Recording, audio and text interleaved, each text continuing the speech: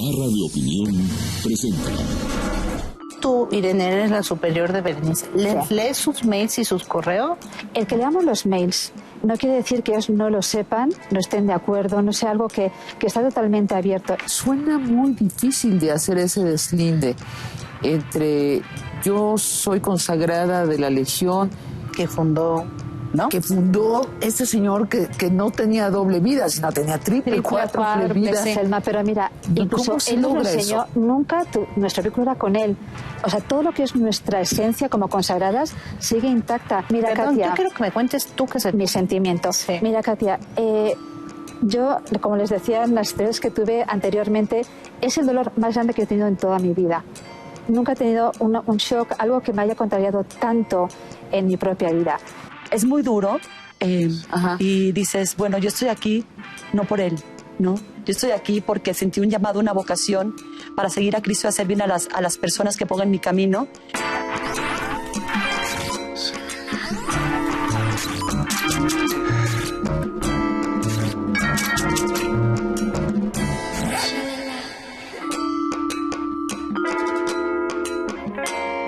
¿Ustedes dónde estudiaron? ¿En colegios de legionarios, Irene? No, para nada. ¿Tú? En mi época, en España no había colegios de legionarios.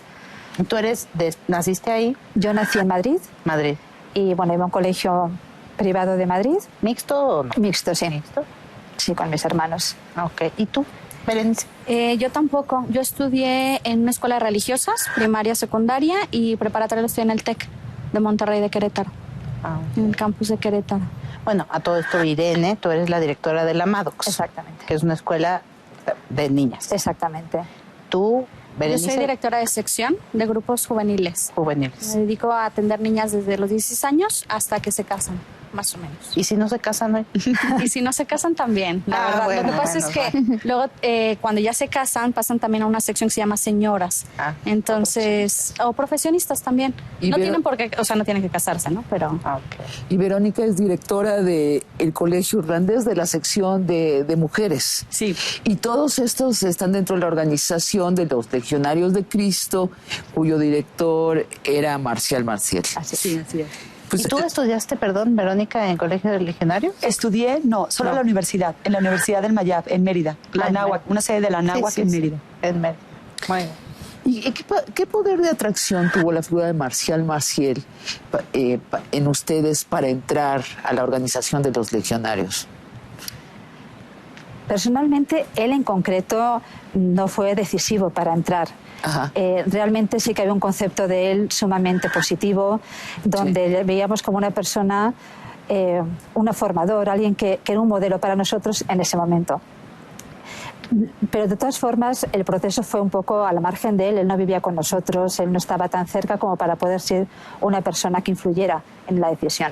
¿Pero lo conocieron personalmente, Verónica? Sí, sí lo conocí en algún encuentro que tuvimos desde que, antes de consagrarme, luego consagrada, me tocó algún momento verlo, pero no era una relación muy cercana, no es que tuviera una relación muy personal con él. Sí. Pero sí hay una cosa, ustedes le decían o dicen nuestro padre, ¿no? Sí, exacto. Sí, es como tradición a veces de la iglesia, a los fundadores de las congregaciones, llamarle así como nuestra madre, ¿no? A la Madre Teresa de Calcuta, por ejemplo, las Hermanas de la Caridad, pues también sí le llamábamos nuestro padre, al ser el fundador de la congregación. Y me imagino que había imágenes también que presidían los, por supuesto. Los recintos. Por supuesto. Bueno, empecemos por el principio. Hablemos del momento en que deciden consagrarse. ¿Qué edad tenías? Yo tenía 21 años. 21 años. Exacto. ¿Y tienes cuántos años de consagrar? 26 años. 26 años. Oye, Berenice, ¿cómo se consagra uno? O sea, ¿cómo es el proceso? ¿Qué votos haces? Mira, nosotras, una vez que tú tienes inquietudes vocacionales, digo, obviamente lo manifiestas a las consagradas que están siempre ayudándote, ¿no? en este proceso. Y hay un periodo justo en el verano que le llamamos el candidatado, ¿no? Tú estás en ese periodo haciendo propiamente un discernimiento vocacional, o sea, ya planteándote el dedicar tu vida exacto a esto, ¿no? Entonces, después del candidatado, decides ya consagrarte, ¿no? Y hay una ceremonia donde emites promesas. Promesas, no votos. ¿Votos son de hombres, promesas de mujeres? No, ¿o cómo? votos son de órdenes religiosas. Ok. ¿no? Entonces nosotros como laicos consagrados emitimos promesas, igual, pobreza, castidad y obediencia. Entonces después de la ceremonia, pues ya quedamos consagradas, somos consagradas. ¿Y tú tienes 11 años de consagrados? 11 años. El estatus distinto, si son ustedes consagradas laicas, ¿cuál es la diferencia con una monja? ¿Cuál es la diferencia? Nosotros formamos, nos asociamos, ¿no? Como mujeres que hemos decidido consagrar nuestra vida a Dios. Es diferente porque somos laicos. Es más un concepto de derecho canónico, ¿no? Ajá. ¿No? En la cotidianidad no es tan distinto. Sí, no es tan distinto. Ya nuestra vida, ¿no? Pertenencia a Dios, ¿no? Para siempre, haciendo este compromiso, ¿no? De vida, para servir a los hombres, para hacer el bien, para dar nuestra vida, ¿no? Para ayudar en obras de apostolado, en la misión. En el fondo es lo mismo, ¿no? Nuestra vida de oración que una religiosa, pero somos laicos, por eso no usamos hábito. Ajá. ¿Y cómo es su cotidianidad? Por ejemplo, cuéntenos un día regular. Si es que hay días regulares. Claro. Más o menos. Ningún día es parecido a otro, siempre hay algo. Pues tenemos unos momentos de oración, ¿no? ¿Se levantan muy temprano a orar? Sí, Bueno, alrededor de las 6 de la mañana nos levantamos, tenemos un rato de oración, tenemos misa, tenemos una capillas en nuestras casas. Perdón, son casas comunales. Sí, vivimos en comunidad. Vivimos en comunidad. ¿Cómo cuántas mujeres viven en cada casa? Porque no hay hombres, ¿verdad? No, alrededor de entre 15 y 20 consagradas. En promedio, más o menos, las que estamos viviendo. Entonces, ¿se despiertan a las 6 de la mañana? Sí, más o menos. Tenemos un rato, tenemos tiempo de prepararnos, de oración, misa, desayuno, un rato para arreglar la casa, ¿no? Labores, ¿no? Para dejar todo listo para poder salir al apostolado. Salimos, ¿no? Cada una de las actividades que tenemos de nuestro desempeño apostólico, nuestra labor. Regresamos, comemos. La vida la hacemos en común, ¿no? Todas, donde compartimos ciertos momentos en el día a día. Con las que trabajas vas durante todo el día. Comen juntas. Comemos juntas, luego tenemos otro momento de trabajo apostólico, estudio también. Rezamos otro momento en la noche. Tenemos un rato de estar platicando, conversando cómo nos fue en los colegios, en el trabajo con las jóvenes, con las niñas. Y también cerramos el día haciendo oración. Berenice, ¿y qué hay esto de se dice que no hablan? O sea, que tienen un voto de silencio. ¿Te reíste? Sí. ¿Por qué te ríes? Porque no sé dónde lo sacaron. No sabes de dónde. Sí hablan. Claro, porque ahí salió que solo tenían derecho a hablar 10 minutos al día. Lo que pasa es que también hay un clima de silencio en todos los centros, pero propio para preparar el alma para la oración, ¿no? Pero no es que no se habla. O sea, obviamente llegamos del apostolado, nos saludamos, como... Mira, yo ahorita que decía Verónica, a lo mejor uno ve el horario y puede decir, ay, muy estructurado, ¿no? Sí. Que en el fondo, yo algo que me gustaría como comentar es que es una vida en familia, ¿no? Obviamente formada por puras mujeres, pero es una vida en familia donde, no sé, pasa algo en el apostolado, te hablas por teléfono o llegas a la casa y te saludas y cómo te fue, la que tiene a lo mejor una dificultad la comenta y se le ayuda. O sea, es como una vida muy normal, ¿no? O sea, como cuando estás en tu casa, yo me acuerdo de antes de que llegas a la comida y platicas cómo te fue, es igual acá. Es que se dicen muchísimas cosas de ustedes, ¿no? Sí, o sea, muchísimas, que por ejemplo tienen que tener una obediencia ciega a sus superiores, que ustedes casi no pueden ni hablar, ¿es verdad? No, es un trato, obviamente con mucho respeto, ¿no? Por lo que representan, ¿no? Nuestros directores, pero es un ambiente como muy cordial, ¿no? Hay apertura al diálogo, ¿no? Para poder, pues, tomar decisiones personales, ¿no? De la misma vida en comunidad que tenemos, pero es un trato normal, ¿no? O son compañeras con las que compartes, ¿no? Tu vida, tus ilusiones, tus momentos de dificultad, pero sea como más, hay diálogo. Realmente tenemos amigas, ¿no? Dentro de la vida consagrada. O sea, pero sus superiores no les dicen, y esto haces si te callas. No. ¿No? Ella es mi superiora. Por ejemplo, a mí me gustaría aclarar vamos una a observarlas con cuidado. Nosotros tenemos promesas de pobreza, castidad y obediencia, y eso tiene un significado y tiene una realización. Entonces, el que haya una obediencia, estamos a disposición del movimiento Regnum Christi para trabajar en diferentes apostolados. Entonces, no es algo que tú vas a decidir, yo quiero trabajar aquí. Hay unas directrices, Pero nunca es un trato frío, nunca es un trato sin tomarte en cuenta a ti como persona. Siempre, ante todo, es la persona y nos estamos disponibles también. Hablemos de lo que se habla de ustedes y sus familias biológicas, ¿no? Se ha dicho que una vez que entran a ser consagradas, ya no pueden ver a sus familias, excepto si un miembro está en peligro de muerte. ¿Es verdad? No, no es así. Nosotras, obviamente, es como cualquier vocación de vida, ¿no? Tomas una opción y pues tienes que renunciar a algo, ¿no? Pero no es que no hay una separación definitiva de tu familia. Nuestras familias nos pueden visitar, nosotros los podemos ir a ver a nuestras casas. ¿Todo el tiempo que quieras? Bueno, no todo el tiempo, porque tu mismo desempeño apostólico, tu trabajo no te lo permite. Te organizas y dices, bueno, este fin de semana creo que puedo ir y me pongo de acuerdo con ellos y los voy a ver, o ellos me vienen a ver a mí. Pero no son una semana al año o cosas así. No, o sea, pero tampoco no voy diario. O sea, si vives en este país, no te organizas tú el tiempo que tú puedas ver. Si tú tienes una necesidad particular, pues con toda confianza también no puedes pedir, ¿no? Lo que sea Sabina, ¿no? Una enfermedad, ¿no? De un familiar muy cercano que quieres acompañar, puedes estar ahí. Pero, pues también nosotras hemos optado, ¿no? Hemos renunciado libremente, ¿no? Y pues eso implica, ¿no? Ciertas cosas, pero no es una separación, no es un alejamiento de la propia familia. En el periódico, en la revista Milenio salió publicado que solo disponían de 8 días en muchos años para 7 visitar años, a eso sus familias, ¿no? Sí. A lo mejor lo puede explicar mejor Irene, porque ella es extranjera. Claro, mira, cuando estás en tu propio país puedes verlos una vez al mes o te vienen a ver una vez al mes, cuando estás en una ciudad, perdón. Si estás en otro país no podemos estar yendo, sería inviable incluso económicamente hablando. Entonces, ellos pueden venir una vez al año a vernos 15 días. Y si nosotros cuando vamos a nuestro país es cada 5 o 7 años, depende, a no ser que haya una necesidad. Yo, por ejemplo, ahora mis padres que están ya muy mayores no pueden ir a verme, entonces pues yo puedo ir un poquito más frecuentemente a verles porque ellos no pueden. ¿Y si están en la misma ciudad, podrían verlos cada semana? Mensualmente. Mensualmente. Pero sí les pueden hablar por teléfono. Sí. Hola, mamá, ¿cómo estás? Sí. Sí. O el ¿Qué día de opinan de estas cumpleaños noticias? o algo así A ver, particular. espérame una cosa. Ya que tú, Irene, eres la superior de Berenice, ¿les lees sus mails y sus correos? Mira, También dicen que eso es algo que hacen, ¿no? Los te lo voy a superiores. explicar. Sí que es cierto que una tradición de la Iglesia Católica ha sido leer la correspondencia. Esto se lo hemos hecho nosotros hasta ahora, en este momento, perdón, y es una cosa que está precisamente a revisión. Ahora, el que leamos los mails no quiere decir que ellos no lo sepan, no estén de acuerdo, no sea algo que está totalmente abierto. Y luego nosotros como responsables, como superiores, hay un respeto absoluto. O sea, no es un verlo, no es un ocultarle jamás las cosas.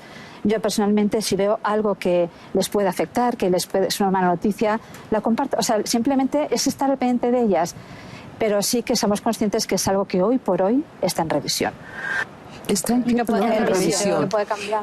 El asunto del dinero y la orden, que también se publicó mucho, que ustedes donan a los 15 años la mitad de sus bienes terrenales y a los 25 todos sus bienes terrenales. ¿Cierto o falso? Sí, eso está. En algunas congregaciones se hace, lo haces libremente, pero en caso de que tú decidieras, por ejemplo, dejar, ¿no? la vida consagrada, te devuelven tus bienes o se usan cuando ya hayas muerto, ¿no? Con tu...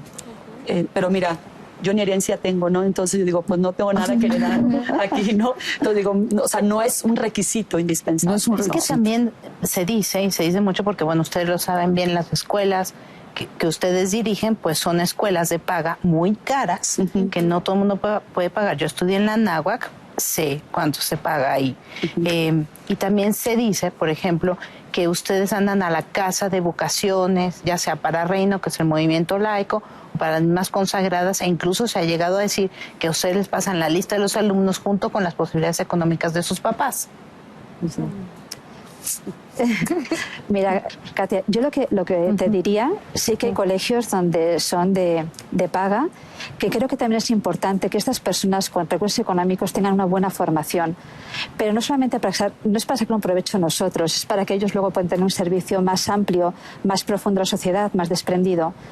Además de los colegios de paga, tenemos los colegios que son mano amiga, que ahí también subvencionan gracias a los colegios de paga. Y ahí hay muchas personas que están recibiendo la misma educación, pero con menos recursos económicos. Y les digo, la misma educación. Una formación intelectual buena, humana y espiritual. Entonces, eso es lo que nosotros te podemos decir.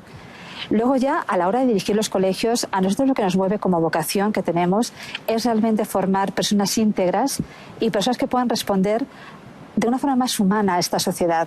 Ojalá que estos alumnos que tenemos lleguen a buenos puestos de trabajo y humanicen esos puestos donde están ellos dirigiendo. Y es algo que estamos insistiendo de todas las formas que podemos. Entonces, ese es nuestro ideal. Lo que puedan decir, yo digo que personalmente nunca lo he vivido. Bueno, es que es como, perdón, parte del carisma, se dice así, de la organización, ¿no? El padre Maciel pensó en los legionarios para atender a la parte alta de la pirámide de la sociedad. Así es. ¿No? Pero para que esa pirámide pudiera baje. ser, exacto. ¿Cuál es la teoría? Educar a las élites, ¿es correcto? Bueno, trabajamos con colegios que tal vez sí sean pero no es lo único, ¿no? De un nivel socioeconómico medio alto, pero no es el fin, ¿no?, de nuestra formación. Nosotros que tenemos, de nuestro fin es evangelizar, ¿no? Lograr ambientes cristianos a través de nuestros colegios, pero como comentaba Irene, pues tenemos colegios mano amiga que son para familias con escasos recursos, reciben exactamente la misma formación. Es hacer el mayor bien que se puede en la sociedad. Mano amiga, ¿cuántos colegios son? Tendremos... Yo te diría No sé el dato. Porque las oigo que se refieren como a varios, ¿no? Sí, tenemos muchos, exactamente el por dato. toda la República, sí. Por toda la República. Sí. Así es. Y en otros países también. En otros Salvador, países. por ejemplo, ¿no? Tenemos algún colegio mano amiga. ¿Cuántas consagradas hay en el mundo? Somos alrededor de 800, Sabina. ¿Y en qué países? Ajá. En muchísimos. En México, España. Sí, en Estados Unidos, en Sudamérica, Europa del pues, Este. Chile, Exacto. en Brasil, en Colombia, en Filipinas. muchísimas. Ya. Oigan, ¿y Pero ustedes? me gustaría sí, nada más sí. comentar algo de lo que estaba diciendo un poquito Verónica. La ventaja es, ellas dos trabajan en colegios, ¿no? Y a lo mejor se ve, o mucho de la atención siempre se centra en la educación en los colegios legionarios. Pero, por ejemplo, a mí que me toca trabajar en todo lo que es un campo de jóvenes, ¿no? Adolescentes y jóvenes, también yo veo todo el bien que se hace a todas estas niñas, la verdad, niñas jovencitas y luego ya después señoras, y que no tiene, no tiene que ver con los colegios, ¿no? Por eso les llamamos secciones, que es donde las niñas acuden, se hacen apostolado, ¿no?, de diferente tipo, organizan brigadas humanitarias, de repente no sé si han escuchado Soñar Despierto, Juventud Misionera, organizar misiones, atención a niños de la calle. Entonces, toda esta labor también se hace con gente que ni siquiera está en nuestros colegios muchas veces, ¿no? O sea, cualquier persona que de repente dice, yo quiero ayudar, yo quiero hacer algo por los demás, se les invita y se les empieza a dar la misma formación intelectual. Llegar y intelectual. decir, yo quiero pertenecer a Claro, sí, claro. De hecho, por ejemplo, México es muy grande y tenemos diferentes zonas, ¿no? Pero hacemos presentaciones de lo que es a los apostolados del movimiento en las escuelas, donde nos dejen entrar. Llegamos y se les comenta, ¿no? Y se les dice, a ver, estamos teniendo estos programas de ayuda hacia los niños o a los jóvenes. Entonces, los mismos jóvenes se apuntan y dicen, yo quiero participar en este y este programa. De cualquier estrato social. De cualquier De cualquier estrato estrato social. Exactamente. Oigan, y ustedes, por ejemplo, también se ha dicho que el padre Maciel no estaba de acuerdo con que ustedes estudiaran. ¿Es verdad? Tienen el mismo grado de formación que los consagrados hombres sacerdotes que han estudiado muchísimo. Sí. Nosotras tenemos centros de formación donde tenemos toda nuestra formación. Tenemos 4 años de formación donde nos dedicamos al estudio, a la reflexión, y tenemos una licenciatura que es Educación y Desarrollo por la Universidad de Anáhuac. Algunas de nosotras, por ejemplo, habíamos estudiado una licenciatura antes de consagrarnos, luego estudiamos esta licenciatura. Alrededor de 300 consagradas estarán estudiando actualmente esta licenciatura. Algunas ya están con maestrías en humanidades, en filosofía, en teología, pedagogía, educación, algunas en doctorados. también en estas ramas, y algunas, según la misión o la proyección apostólica que tengan, están también ya ingresando en algunas licenciaturas civiles que nos puedan ayudar a colaborar mejor en toda la obra de evangelización que estamos haciendo. ¿Cómo es una licenciatura civil? ¿Cómo qué? Podría ser Derecho, ¿no? Okay. Arquitectura. Sí, alguna que vaya más, ¿no? De acuerdo a la labor que hacemos, ¿no? Psicología, educación, instituciones. O comunicación también. Comunicación, algo que también implique nuestra labor de evangelización. Entremos al tema que ha sacudido últimamente a la Legión. Alrededor de 1997 empiezan las primeras acusaciones públicas al padre Maciel. ¿Ustedes se enteran allí por esa esta fecha en 1997 de las acusaciones? Claro. Sabemos de las acusaciones. Mira, Sabina, hay una cosa que es importante para encuadrar este tema. Mira, nosotros en toda esta época hasta ahora no nos podemos ni imaginar que era cierto. Éramos conscientes de que había acusaciones y en ese momento estábamos ajenas a ello, con lo cual pensábamos que eran calumnias, que no era algo cierto. Pero sabían de ellas, es decir, perfectamente ¿y qué pensaban? ¿Qué movía estas acusaciones? ¿Qué pensaban? Seguramente la mala fe, o sea, si ustedes creían en la institución. Contra la iglesia. Es que puedes pensar de todo, pero que cuando no te cuadra para nada en una persona, tú lo que no les cuadraba para nada. Katia, para nada. Era impensable en ese momento. Puedes pensar, pero no, jamás. Ni por un momento pensaron, híjole, a lo mejor hay algo así. No. En 1997, José Barba, ex seminarista, sale en la televisión en México, inicia una cruzada contra el padre Maciel y lo que él considera sus abusos. ¿Ustedes lo ven en la televisión, por ejemplo, a él? ¿Leen de lo que dice? No. Digo, en ese tiempo yo no vi nada de la televisión, pero, o sea, sí, el hecho de que existía y puedes leer algunos artículos, claro que sí. Pero la verdad es que la figura del fundador era tan impecable, en el sentido de la palabra, que, o sea, nadie se imaginaba más. Yo soy la que menos lleva de ellas dos, bueno, Verónica 2 añitos más, ¿no? Pero no, es inimaginable. Cuando ves una persona que de repente te está dando una conferencia o que lo puedes saludar, ¿no? Y que realmente pues son momentos muy, muy breves, ¿no? Entonces... Y por otra parte, la doctrina, lo que nos enseñó era impecable. Exacto. O sea, nosotros podemos estar agradecidas de lo que nos han formado porque era muy bueno, era totalmente en línea con la doctrina de la Iglesia Católica. Entonces no había nada que dudar. Cómo hablaba, cómo nos enseñaba. A menudo cuando un fundador tiene dobleces, eso se traduce en las normas de las instituciones que ha fundado. ¿Ustedes llegaron a notar que había cosas que no funcionaban en la Legión, que eran contradictorias? Bueno, Sabina, yo creo que al menos la vida consagrada en el movimiento es muy joven. Tenemos 40 años.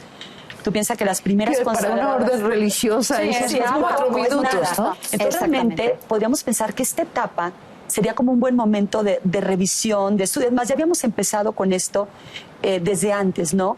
Revisando, porque como en cualquier institución hay que revisar las cosas como se van viendo. Entonces, ese ejercicio lo veníamos haciendo dentro de la vida consagrada. Claro, esto origina un acelere, ¿no? Para ir más a fondo, ¿no? Con ayuda de la Iglesia, para que podamos tomar ese rumbo, ¿no? A ver, pero todavía no llegamos a eso. Ahí vamos. En el 2006, que el Papa retira a Marcial Maciel a una vida de oración, ¿no? Que después creo que nos enteramos que en ese documento que venía, que era por abuso sexual. ¿Ustedes se enteraron de eso? ¿Qué pensaron de la medida del Papa? ¿La sorprendió? Sí. Sabes que mira, en el documento no ponía eso, simplemente ponía que retiraban al padre Marcial Maciel. Sinceramente, nosotros lo que pensábamos nos extrañó muchísimo porque no sabíamos nada más, pero sí decíamos, si el Papa lo dice, es por algo. O sea, sí que ahí había ya un interrogante donde era un enigma totalmente, no podemos ni pensar qué, pero algo hay. Entonces sí que ahí hubo una cuestión que tampoco fue a más en ese momento. Ahora, previo a eso, se estaba discutiendo si canonizar a Marcial Maciel. Debió haber sido un quiebre importante para ustedes. La primera duda, si el Papa lo estaba diciendo, debía ser por algo, ¿no? Claro. Por eso donde que sí personalmente? yo la verdad sí me extrañé, o sea, si es una realidad que vives, o sea, con una visión y de repente sale este documento, pues sí te extrañas. Claro. Pero también sí creo que hay como, o sea, digo, yo creo que todos lo hemos pensado, ¿no? De alguna manera, el que haya algo, hay que investigar. O sea, hay que investigar qué está pasando, y de ahí fue donde, gracias a Dios, la verdad, nos insertamos, bueno, no es que no estuviéramos insertadas, ¿no? Pero la iglesia cuando acoge y que dice, bueno, pues vamos a revisar y vamos a ir a fondo, también lo agradecemos mucho, la verdad. Pero a ver, estamos en el 2006 que empezaron a dudar. Sí. ¿En qué momento alguien les dijo, oigan, sí es cierto, hubo abuso sexual, sí es cierto? Bueno, yo creo que se fueron enterando paulatinamente. Poco, tiene exacto. una familia, tiene 2 familias, tiene hija, tiene hijos, es adicto a los opiáceos. Los 2 hijos dicen que abusaron de ellos. Se fue agregando, ¿no? Sí, exacto. Sí. Y creo que así fue, ¿no? O sea, yo creo que en ese primer momento, cuando fue para todos, ¿no? Tan extraño recibir esto, pero como ya dijo Irene, claro que sí, algo hay. Entonces empezó pues, los mismos superiores mayores a investigar con la ayuda de la iglesia y sí fue paulatino este descubrimiento, ¿no? Y así se nos fue informando a nosotros. ¿Se les informó desde la orden?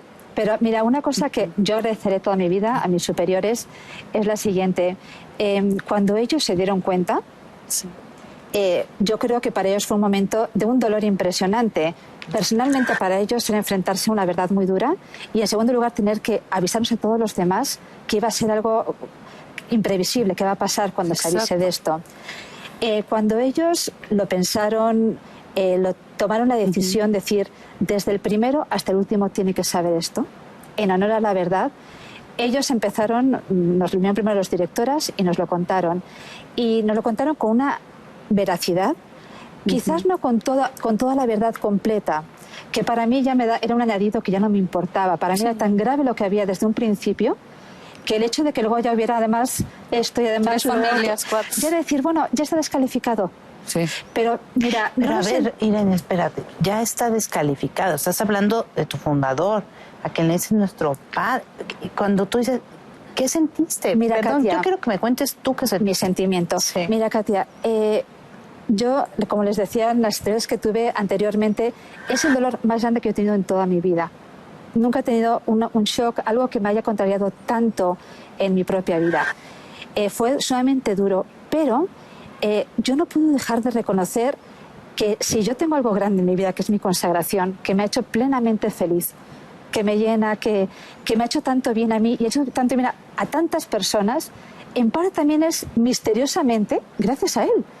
Y para mí eso era un misterio que yo tuve que rezarlo muchísimo, procesarlo, porque no sé, esto no te lo comes en 2 días, llorarlo, hablarlo muchísimo, y hay un momento que uno tiene que decir, yo no puedo dejar de valorar todo lo bueno que tengo, que está ahí, pero yo no puedo decir que esto es una aberración tremenda, que no la puedo aceptar. Pero una cosa no quita la otra, no sé cómo explicártelo. Sí, Katia. hablemos más de esto, pero quisiéramos oír tu experiencia, por ejemplo, Verónica. ¿Cómo cuando la primera vez dices, esto es así? Sí, es algo inesperado, o sea, no te lo imaginas. Ya lo hemos dicho, pues era un modelo, no era el fundador. O sea, nunca estás pensando que el fundador está llevando una vida como la que nos presentan en ese momento. Es muy duro. Yo por personalidad también voy digiriendo las cosas poco a poco. Creo que automáticamente también uno va a la oración, pero también va uno a la propia experiencia. Y dices, bueno, yo estoy aquí no por él, ¿no? Yo estoy aquí porque sentí un llamado, una vocación para seguir a Cristo y hacer bien a las personas que pongan mi camino. Pero sí fue un proceso. Ha sido un proceso muy largo. No ha sido un proceso fácil, que nos ha llevado tiempo a todos. Ha ayudado mucho el no sentirte solo en esto, sino acompañado, porque el golpe ha sido general. No creo que ha sido un golpe para todos, pero nos ha ayudado, ¿no? Como a centrarte en lo que es lo esencial. O sea, Cristo. ¿Qué es lo esencial? Cristo. O sea, y tu vocación personal. Y mi vocación, ¿no? O sea, Cristo y esa vocación a la que yo he sido llamada, ¿no? Para hacer el bien a las almas, ¿no? Y trabajar para la iglesia. Berenice. Mira, si a mí me preguntas qué sentí, yo creo que fue un momento de shock, ¿no? O sea, el momento de la noticia yo creo que sí fue choqueante. ¿Dónde ¿no? estabas? ¿Quién yo te estaba dijo? en el DF, nos lo comentó el padre Luis Garza, que es el vicario general de la Legión. Y en ese momento pues es un shock, ¿no? O sea, como cuando dices estoy en algo surrealista, ¿no? Porque eso es demasiada verdad en un momento y tan inesperado, pues sí a veces te deslumbras como si fuera demasiado. un sueño. Pero, una por ejemplo, pesadilla. sí, yo creo que es eso, Pesadilla feliz. Sí, pero algo que, por ejemplo, yo siento que el dolor ha sido en cuanto al desencanto de él, pero nunca ha sido un dolor, o por lo menos en mi caso, nunca ha sido él como él, por lo tanto mi vocación. O sea, yo lo he sabido o lo he visto desde un inicio separar muy bien, lo veo muy separado desde un inicio de mi vocación. O sea, yo soy consagrada porque amo a Dios, ¿no? Y porque me quiero entregar a Cristo y porque me quiero dar a los demás y quiero hacerles un bien. La figura de esta persona, claro que era bien importante para mí. Suena muy difícil de hacer ese deslinde entre yo soy consagrada de la Legión, Que fundó, ¿no? que fundó este señor que no tenía doble vida, sino tenía triple, cuádruple vida. Selma, pero mira, ¿Y incluso cómo se él nos lo logra enseñó, eso? nunca nuestro vínculo era con él, pero eso también él fue muy honesto, ¿eh? Jamás creó un vínculo de nosotros con él. Nosotros siempre tenemos la conciencia clara que nos consagramos a Jesucristo, a trabajar por la Iglesia, a evangelizar, pero nunca el vínculo era él. Entonces en eso fue muy sencillo. Sí. Fue doloroso, pero muy sencillo. Y a su vez, cuando a usted les tocó transmitir la noticia a más, ¿cómo lo hicieron? ¿Y cómo lo vivieron? Sí, pues. Con transparencia. Sí. Para mí, yo desde luego en el colegio, cuando digo que mis niñas de preparatoria hablamos de formación, de moral, de valores, de principios, yo les decía, niñas, me interesa que ustedes esto lo encajen porque qué contradicción. Exacto. Yo siempre he hablado con la verdad absoluta y explicando que, además que para mí es un misterio, yo no puedo explicar la vida del padre Maciel, solamente puedo decir, había una enfermedad, había algo, no lo puedo explicar, pero lo que sí que tenemos que es hablar siempre con la verdad, pedir el perdón que haga falta y no dejar de pedirles que además sigan confiando en los principios objetivos y verdaderos, que es lo que hemos enseñado. Entonces, siempre con la verdad. ¿Ha habido deserciones en las escuelas y en los grupos juveniles? Mínimos. ¿Por esto? Sí, yo creo Mínimos. que... Mínimo. Por esto, en las escuelas en concreto, yo creo que prácticamente, en la mía, no. O sea, que por este motivo en concreto te lo Ahora hayan nosotros dicho. enseguida hablamos con las familias. Sí. ¿eh? Yo hablé, convoqué, enfrentamos... A una junta de padres de familia, sí, ya. Mandamos una carta A personal las a todas las alumnas, partes. salón por salón, platicar con ¿Qué ellas. decían? ¿Cómo lo explicaban? Es que ¿Qué cada decíamos? persona, a nosotras, ¿qué Sí, decíamos sí, sí, nosotras? sí. Pues lo que pasó, literal. Nos Literal. estamos enterando de esto y esta situación. Y yo creo que el proceso de las personas es igual al nuestro, ¿no? O sea, como a ver, ¿por qué, cómo, cuándo? Y yo creo que también algo muy bonito es que la gente se sigue acercando. O sea, es un proceso de ir superando toda esta noticia. Entonces, es un shock inicial y hay que seguirlo hablando y la gente sigue acudiendo. Berenice, yo vi que cuando hablamos de deserción, tú te tardaste. ¿Sí No, ha habido deserción en la tu verdad, área? no. Lo que pasa es que también en cuanto a una sección, grupos juveniles, la verdad no es tan estructurado como un colegio, Sí. ¿no? Pero yo lo que he visto es como la gente que está en lo que pertenece al movimiento, la verdad es yo quiero y yo opto por esto. El dolor también pues puede ser más grande, ¿no? Una decepción más grande. O sea, a mí sí me tocó toparme con niñas que pues es una situación también muy dolorosa, donde también ellas tenían esta figura del fundador que nosotras teníamos. Entonces, pues sí, ha sido un proceso más largo de poderlo encajar en su vida.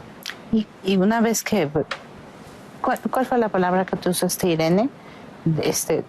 A referirte a la primera decepción, bueno, no me acuerdo ahorita, Yo pero... tampoco. Pero, bueno, desapareció ese lugar, ¿con qué lo llenan? Es que no es esencial, ni lo fue, gracias a Dios, y ahora menos.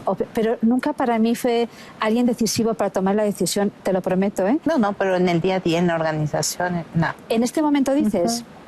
O sea, nosotros lo llenamos porque tenemos todavía... O sea, todo lo que es nuestra esencia como consagradas sigue intacta. Y de verdad lo que nos enseñó fue muy bueno. Él dejó toda una estructura muy buena que está en revisión y lo queremos. Que va a haber cosas que pueden matizarse, cambiarse. Pero la esencia no nos ha variado la vida. Claro. Es un dolor nada más en el corazón. Miren, y ustedes que conocen la organización de fondo porque pertenecen a ella, ¿cómo explican? Más bien la pregunta es, ¿cómo explican que el padre Maciel haya podido tener 2 familias, hijos, fideicomisos con cuentas paralelas hasta donde sabemos, una adicción, abusar sexualmente de personas, y que nadie sepa dentro de la organización? Yo no creo que nadie haya sabido. Se me hace una ingenuidad tremenda. Claro. Sí que hubo un manejo muy inteligente donde él pudo, me imagino, es que me gustaría saberlo y explicároslo y explicárnoslo a mí, porque para mí es un misterio. También te lo pregunto. También me lo pregunto, pero sí que está claro que tuvo que haber, como él hizo un manejo, tenía una personalidad a lo mejor sumamente fuerte, donde tenía un poco sometido por su personalidad a algunas personas, que supo mantener ese mundo aparte, y luego tuvo otro mundo mucho más amplio, que es donde están nuestros superiores de ahora, donde ellos estaban también al margen de ese mundo y tampoco dudaron, ni tampoco se permitían dudar, ni se permitían preguntar, porque era algo inconcebible, no lo podían pensar. Existe un voto dentro de la Legión de no crítica al superior, ¿verdad? ¿Cómo se llama? Existía. ¿Y cuándo se quitó? El Papa en el 2006. En el 2006, junto con el retiro del padre Maciel. Era una de las promesas privadas, promesa privada, que teníamos de no criticar hacia arriba, al superior, ni cuestionar tampoco. como en el prismo mexicano. Debe ser una casualidad. de alguna forma, porque podría ser con el superior, no siguiente, pero siempre, ¿no? Claro. O sea, no criticarlo ni cuestionarlo. Bueno, esa es una manera de controlar. Sí. Pero eso también es importante. O sea, siempre tú puedes acudir a la persona, o sea, al superior de cualquier persona que tú puedas decir, oye, veo que esto no está bien o estoy detectando algo que no va con respecto a nuestra vida. Entonces siempre puedes acudir a alguien. Pero también en el caso de él, pues era el fundador, ¿no? Entonces, de verdad, no sé, pues puede ser exceso de ingenuidad, ¿no? Nunca lo cuestionamos. Yo nunca lo cuestioné, por lo menos. ¿Qué piensan ahora de José Barba? Este ex seminarista que volvió una cruzada personal delatar a y todos los demás, no solo Barba. Yo le entiendo perfectamente. O sea, yo no puedo juzgar a una persona que ha sido tan herida. Al contrario, o sea, creo que está haciendo lo que su conciencia le pide y le entiendo. O sea, le entiendo solamente, o sea, y además lo poquito que yo he podido también así escucharle, veo que dentro de todo hay un deseo sincero de buscar la verdad y denunciar, y no, aunque nos duela, se tiene que hacer. Se tiene que hacer. Se tiene que hacer, ¿no? Y que nosotros también queremos esa verdad, ¿no? Que tal vez en su momento, pues no creíamos que eso fuera cierto, ¿no? Pero hoy por hoy, pues vemos a todas las víctimas, ¿no? A las cuales, pues, la misma congregación ha pedido perdón, ¿no? Nosotros, por medio de la oración, ¿no? También poder, pues, purificar, ¿no? Ese dolor tan grande que debe de ser, y nos duele a todos, ¿no? Que esto haya sucedido. Oigan, pero ¿qué opinan? Ya sé que han pedido perdón, que no es lo mismo que ofrecer una disculpa, pero ¿debería haber alguna responsabilidad de otro tipo, a otro nivel? Estamos hablando de abuso sexual, estamos hablando de cosas serias, ¿no? Sí. Sí, Katia, se está buscando la manera de acercarse, ¿no? A las víctimas. El mismo padre Álvaro Corcuera, el director general, se ha encontrado ya con algunos, ¿no? Para poderles ayudar, ¿no? Si necesitan alguna ayuda de terapias o lo que necesiten. Tenemos esa disposición, ¿no? De ayudar, es lo que está buscando la congregación, el movimiento, ¿no? Por lo que han vivido. Las demandas legales donde piden las víctimas un resarcimiento económico, que además no es menor el resarcimiento, están hablando de millones de dólares. Sí. ¿Qué piensan de eso? Yo creo que eso les toca. Sí. Habrá que verlo. Lo que yo me pregunto ahora con toda confianza, ¿de dónde lo vamos a sacar? Pero bueno, si hiciera falta, pues me imagino. Yo personalmente no te sabía responder bien a la pregunta. Pero la Legión es una institución muy poderosa económicamente. No lo es. A ver, cuéntenos. Sí, aparentemente. Aparentemente. ¿Por qué? Me interesa eso. Todos como que lo damos por sentado. Sí, de alguna forma la dinámica del padre Maciel era, se crearon muchísimas obras de una forma un poco sin control. Estas obras han generado un gasto que tampoco la misma Legión podía sustentar. Por otra parte, nosotros... que están en números rojos, dirías tú. Sí, casi. ¿En serio? Sí. Perdonen, ustedes saben que les dicen los millonarios de Cristo, ¿no? Sí, yo dije, ojalá que fuera verdad, porque por lo menos sería una una acusación verdadera, pero no, o sea, objetivamente no. Nosotros tenemos ahora muchísimas consagradas, legionarios, seminarios en formación, que ellos no recursos producen. económicos, no producen. Entonces, esto sale pues a lo mejor de los colegios que tenemos. Pueden parecer muchos, pero es insuficiente para poder mantener a tantas consagradas, a tantos sacerdotes, a tantos seminaristas que hay en formación. Entonces, objetivamente, no hay el dinero que la gente se piensa, objetivamente hablando. Claro. Y hablando de otras de las consecuencias, perdón, Sabina, ahorita ustedes lo dijeron, es ingenuo pensar que a cierto nivel no supieran de la vida de Maciel. ¿Qué hacer con esas personas que sabían? Pues eso, Katia, creo que no me atrevería yo a decir como un juicio, ¿no?, de qué hacer con ellas. Creo que es lo que, con la ayuda del delegado pontificio, ¿no?, y de la Iglesia, pues se tomarán las medidas que se tengan que hacer, ¿no? Y haremos lo que sea, ¿no?, de acuerdo a lo que la Iglesia nos pida, ¿no?, con estas personas, pero un juicio personal sí no me atrevería, Katia, ¿no? Yo creo que ahí es donde nos acompañará la Iglesia, ¿no?, para poder, pues, ayudar, ¿no?, resarcir, ¿no?, tal vez estas. Y que no sabes tampoco qué hay detrás. O sea, igual hubo miedo, igual hubo amenaza y ni siquiera nosotros sabemos. O sea, no, es como adelantarnos a algo que no sabemos el por qué hubo ese encubrimiento.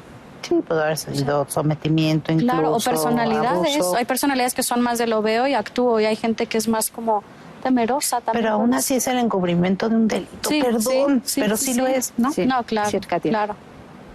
Sí lo Y es. es obvio que se tomarán medidas, pero no saldrán de aquí. Estamos en la ¿verdad? disposición, Claro, o sea, lo que pues, hemos visto, ni ¿no? mía, ¿no? Sí, Yo tampoco estamos tengo todos en la que disposición, los directores, ¿no? Con la ayuda de la Iglesia, de buscar, ¿no? O sea, queremos ir a la verdad. No sabemos que no va a ser no es un proceso fácil, inmediato, ¿no? Es algo muy delicado, pero claro que vamos a ir al fondo, ¿no? O sea, ¿la verdad de qué? De la historia, ¿no? De la historia. ¿Cuál Esa historia fueron? o sea, ¿Quieren que será conocer escribiendo. toda esa historia? Sí, claro, porque nosotros conocemos la historia, ¿no? Tal vez contada por el padre Maciel, ¿no? Tenemos tal vez su versión, ¿no?, de muchas cosas, pero él no estaba solo, ¿no? Digo, muchos consagradas que empezaron la vida consagrada, legionarios que iniciaron, pero bueno, esa historia se tendrá que revisar, Sabina, ¿no? Seguramente hay seminaristas que vivieron con eso y ahora están todavía en la Legión. Sí. Y viven con eso y no han delatado. Espero que sean los menos, pero seguramente sí, Sí. Sabina, ¿no? Y para eso es, pues, fue ¿Quieren toda la saber visita todo apostólica. eso? Pues sí, toda la visita apostólica se nos acompañará, ¿no?, en este proceso, ¿no?, de Hacia la purificación, revisión, así dijo un a la- comunicado del Vaticano, ¿no? Así es. Así es. Y benditos a Dios, ¿qué va a pasar? Si es lo que limpia. queremos todos. ¿Y qué suponen? ¿Qué está pasando ahorita? ¿Qué cambios están empezando a implementar o a imaginar? ¿Hacia dónde será el cambio? Bueno, y otra pregunta, ¿de dónde vendrá? ¿Viene del Vaticano estas instrucciones de cambio o viene de las mismas instituciones? Mira, yo creo que es conjunto, Sabina, ¿eh? A mí me ha dado mucha paz, la verdad, pues las cartas que nos ha escrito el delegado ahora, te da paz. Es un arzobispo italiano, ¿no? Sí, Monseñor de Velasco. Paolis, ¿no? Es una paternidad, un buscar ayudarte, como comprensión, que dices, sí, estoy ¿Qué en la les dice, iglesia. por ejemplo? ¿Nos comparten? Claro. Sí, por ejemplo, ahora, por ejemplo, la carta que nos escribe como presentándose, ¿no?, con ese deseo de decirnos que está en representación del Santo Padre, ¿no?, para podernos ayudar, acompañar, decir que está a nuestra disposición para lo que necesitemos. No es una actitud tajante de un cambio rotundo inmediato, sino juntos los vamos a hacer, se van a formar comisiones, estoy a la escucha de ustedes, pero siempre preservando esa llamada de Dios a la vocación que ustedes han sido elegidos, ¿no? Entonces, como que te centra en lo esencial y eso te da paz, ¿no? Y luego, dices, ¿cómo bien, reconoce también el ¿no? delegado? Vamos por buen camino, ¿no, Sabina? Entonces, eso a ti te da paz, dices, muy bien, junto con pues la verdad, con los que hoy por hoy, ¿no?, pues son los superiores mayores de la congregación. No es que ha dicho, bueno, quitamos todo esto y empezamos, no, con ellos, ¿no? Entonces yo creo que es un trabajo conjunto, ¿no? Formará sus comisiones de trabajo, ¿no?, con gente con las que él haya trabajado, con algunos legionarios, supongo yo, no lo sabemos, no lo sabemos. Todo esto, pues esperamos ahora que nos vayan indicando cómo vamos a ir trabajando. Hay un dicho católico que no sé si viene de la Biblia, pero es: no hay mal que por bien no venga. Sí. ¿Ustedes creen que en esta historia es posible? ¿Y cuál sería ese bien? Yo creo que es como un brillante en bruto, ¿no? O sea, hay que pulirlo, ¿no? Hay que... y que de ahí va a salir algo mejor, ¿no? De eso estoy segura. ¿Sí? Yo creo que ha sido un golpe muy fuerte, ¿no? Y que esto va a ser una purificación, va a ser algo mejor. Esta revisión profunda de lo que es nuestro carisma, la congregación, nuestra forma de trabajar, de formar, todo. Yo creo que sí, yo lo veo con mucha esperanza. A mí sí me da esperanza, me da ilusión, ¿no? A ver, quitando la parte dolorosa que hemos vivido, no puedo decir, o sea, esa parte está ahí, ¿no? Pero al mismo tiempo sí tengo mucha ilusión y mucha esperanza. Pero es que estoy tratando de traducir cuando dices nuevas cosas, más puras. Estoy tratando de traducir, aunque no sea, no puedas firmarlo. Da dos ejemplos. ¿En qué puede purificarse el hacer de los legionarios? No sé, porque cuando hiciste la pregunta se me vino algo muy concreto, que es el primer bien, o no es que sea un cambio grande, ¿no? Pero el primer bien que se hace con todo esto es el optar nuevamente por lo que estás llamada a hacer. Y lo he visto, ¿no? Lo hemos visto en la congregación, o sea, el aprender, un golpe durísimo, pero dices, ¿por qué estoy aquí? ¿Y para qué estoy aquí? Y estoy convencida de lo que estoy aquí. Entonces, siento que ese es un bien enorme para todas las que estamos consagradas, todos los legionarios consagrados, el aprender a decir, vuelvo a optar por algo que yo ya había dicho, pero que me vuelvo a afianzar y lo quiero. Y quiero seguir sirviendo a Dios y a la iglesia. Entonces, siento que ese es el primer bien porque hace o forma mujeres y hombres convencidos nuevamente de su ideal, ¿no? Exacto. Irene, tú ibas a decir una cosa sobre la carta del delegado pontificio, la manera en que acepta... Quería complementar lo que decía Vero, que el delegado en todo momento reconoce que es lo bueno que hay en la Legión y en el Regnum Christi. Entonces, él no es que quiera ahora hacer una Legión nueva, donde todo estaba mal y vamos a hacer una cosa ahora que sea buena. Ahora se van a dedicar jesuitamente a san franciscanos, exactamente. ¿no? Es una purificación, pero la base es muy positiva y eso lo valora. Explícitamente, él lo valora en la carta. Dice, es un gusto cuando ve a esos jóvenes que están ahí en Roma y les ve con esa formación, con esa pureza en su entrega, con ese amor a su vocación. Esto y conservarlo, esto es un bien para la Iglesia. Y así él realmente lo defiende. Ahora, luego, conectando con lo que estás preguntando a ellas, es ahí donde está esa purificación. Si la base es tan buena, si nos ha llenado tanto y ha hecho un bien objetivo a la Iglesia y a la humanidad, pero claro que hay cosas que tenemos que cambiar. Y eso es lo bueno, que vamos a cambiar lo que había... Un exceso de rigor, un exceso a lo mejor de control, un exceso de obediencia, una obediencia donde ciega, tú decías obediencia ciega, que no es así. Entonces, esas cosas es obvio que tenemos que matizarlas y que nos va a llevar a una riqueza tremenda cuando vivamos con esas completando esa belleza de la formación con algo un poco más abierto y más en línea realmente lo que nos pide el Santo Padre. Pues claro que va a ser mucho mejor en nuestro futuro. O sea, no solamente van a sobrevivir, sino que van a tener un mejor futuro, pienso. Mucho mejor. Pues, muchas gracias por esta conversación. Gracias Al contrario, gracias a vosotras. Barra de Opinión presentó.